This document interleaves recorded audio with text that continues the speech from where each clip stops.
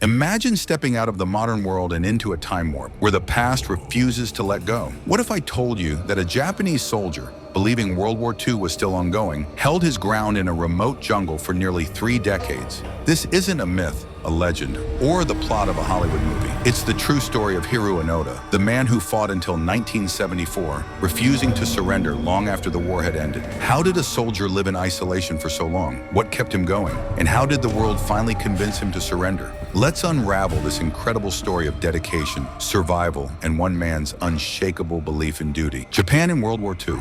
To understand Onoda's story, we must first go back to the early 1940s. Japan was at the height of its imperial ambitions, expanding rapidly across the Pacific. The country had launched full-scale war operations in China, attacked Pearl Harbor in 1941, and waged brutal campaigns in Southeast Asia and the Pacific Islands. Japan's military philosophy was deeply rooted in Bushido, the way of the warrior. Soldiers were expected to fight to the death rather than surrender.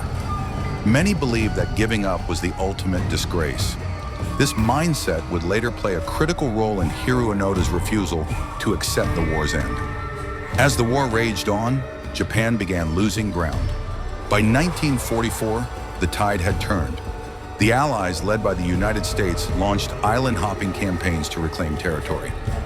One of these islands was Lubang, a small, heavily forested island in the Philippines, where Onoda's story would unfold. Hiroo Onoda, the man behind the myth. Hiroo Onoda was born in 1922 in Japan's Wakayama Prefecture. Raised in a traditional household, he was instilled with strong values of honor, loyalty, and perseverance from an early age. At 18, he joined the Imperial Japanese Army. Unlike standard infantry soldiers, Onoda trained as an intelligence officer in the secretive Futamata branch of the Nakano School, a division specializing in guerrilla warfare, sabotage, and psychological operations. His training was rigorous, learning how to survive off the land, conduct espionage, and wage an asymmetric war against superior forces. Little did he know, these very skills would keep him alive for the next 3 decades. The mission Lubang Island. In December 1944, Second Lieutenant Hiroo Onoda was deployed to Lubang Island, a small strategic outpost in the Philippines. His orders were clear: resist the enemy at all costs, gather intelligence, and never surrender.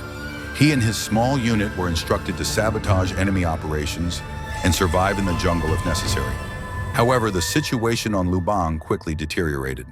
The Allies, led by American and Filipino forces, launched a powerful assault, reclaiming the island in early 1945. Most Japanese soldiers were killed or captured, but not Onoda.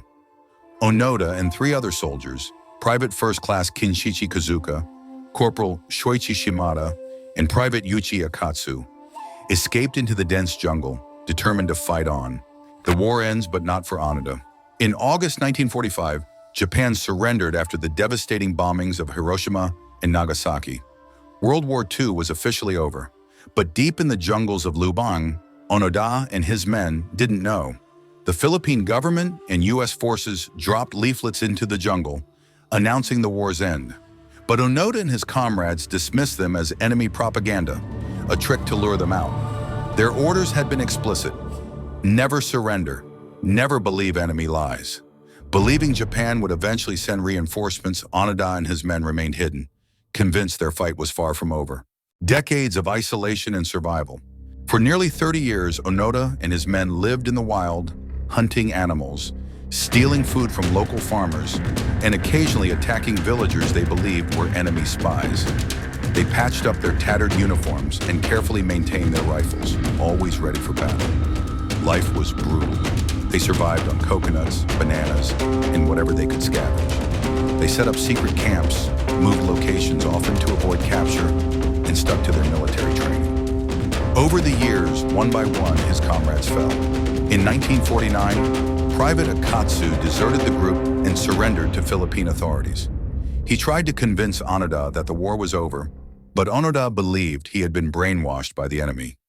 In 1954, Corporal Shimada was killed in a skirmish with local police. In 1972, Onoda's last companion, Private Kazuka, was shot and killed by police while burning farmers' crops. Now, Hiroo Onoda was the last man standing. Encounters with civilians. As the years passed, Onoda's presence became something of a legend among the locals. Farmers and villagers spoke of a mysterious Japanese soldier who would appear from the jungle, raid food supplies, and vanish without a trace. Some were terrified of him, others pitied him. Onoda, however, remained convinced that these people were enemy collaborators. To him, the war was still raging. Every leaflet, every radio broadcast, and every plea for him to surrender was nothing but an elaborate trick. Villagers tried leaving notes in the jungle. Government officials even used loudspeakers, calling for him to surrender, but nothing worked. Onoda was steadfast. He believed that one day his commanding officer would return with orders to rejoin the fight. The turning point, Norio Suzuki's expedition. By the 1970s, Onoda's story had reached Japan. It was unbelievable. A soldier still fighting a war that ended decades ago. But one man, an eccentric explorer named Norio Suzuki, believed it.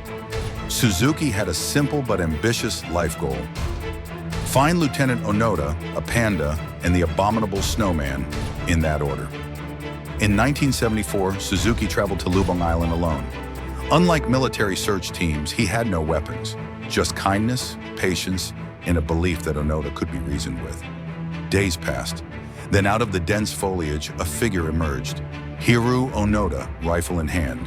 Suzuki had found him, convincing Onoda to surrender. Suzuki was the first person Onoda truly trusted in decades. He told the young traveler that he would only surrender if his commanding officer personally relieved him of duty, a soldier's last act of loyalty. Suzuki returned to Japan and did the unthinkable. He tracked down Onoda's former commanding officer, Major Yoshimi Taniguchi, who was now a retired elderly man working as a bookseller. In March 1974, Taniguchi flew to Lubang Island.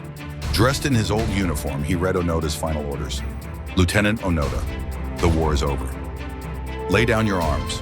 Onoda, still in full uniform, removed his rifle, sword, and ammunition and surrendered after 29 years. The final surrender. On March 10, 1974, Hiroo Onoda formally surrendered to Philippine President Ferdinand Marcos. In an extraordinary act of goodwill, Marcos pardoned Onoda, recognizing that he had believed he was still following military orders. When Onoda returned to Japan, he was greeted as a hero.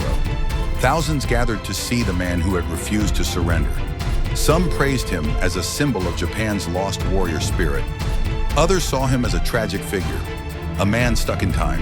Life after the jungle, adjusting to modern Japan was a challenge. The country had changed drastically since 1945. The samurai-like warrior mindset Onoda had lived by was gone. Japan was now a peaceful economic power, obsessed with technology and pop culture.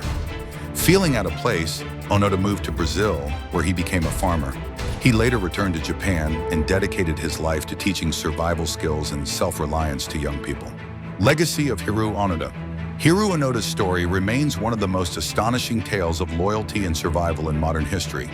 His name is often mentioned in discussions about duty, honor, and the cost of blind obedience.